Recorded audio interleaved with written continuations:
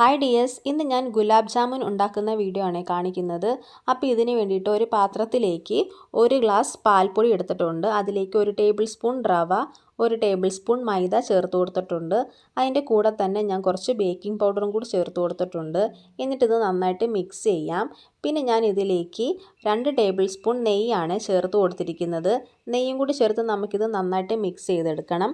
പിന്നെ ഞാൻ ഇതിലേക്ക് പാൽ ഒഴിച്ച് കൊടുക്കുന്നുണ്ട്. അപ്പോൾ ഞാനൊരു 1/4 കപ്പ് അളവിന് പാലെടുത്തിട്ട് കുറേശ്ശെയായിട്ട് ഒഴിച്ച് കൈകൊണ്ട് നന്നായിട്ട് ഇത് മിക്സ് ചെയ്തിട്ടുണ്ട്.